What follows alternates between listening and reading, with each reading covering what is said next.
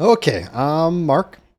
We're going to talk about Russia today because a lot's been happening over there. It is, let me look at my calendar here. It's June 27th, 2023. Uh, we had the head of the Wagner Group go into revolt over the weekend, did a march toward Russia, and a lot of stuff happened. And the president of Belarus, he intervened, negotiated a settlement between Putin and Prigozhin.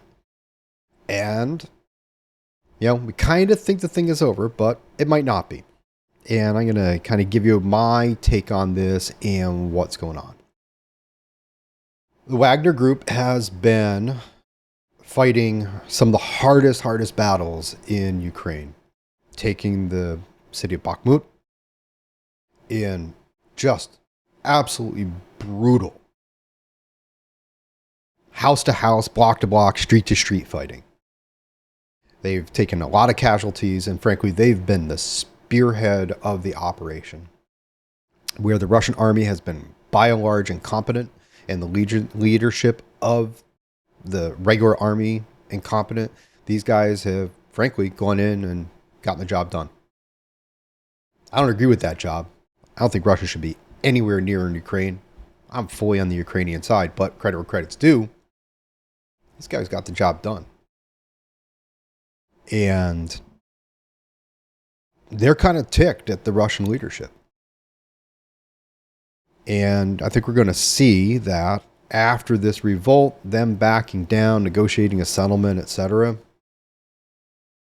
A lot of the media's out there, they think that this has put Putin into a weaker position.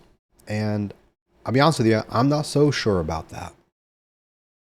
I know people think that because he got within about 200 kilometers, 120 miles of Moscow, that this spells the end of Putin. I mean, they were literally out there with excavators ripping up the highway so he couldn't get into Moscow. But there's a saying that if you go after the king, you better be sure you cut his head off. And Prigozhin didn't. And Putin has all of the tools of state at his disposal to reinforce and go after his opponents and reinstate his control of the situation. And I really think that the next 30 to 90 days, this guy's going to be taking down names and taking out people. Wouldn't surprise me if Prigozhin has an issue with some high windows and lack of balconies, or lack of a railing. Find himself splattered all over a street with his head cracked in half. Wouldn't surprise me at all.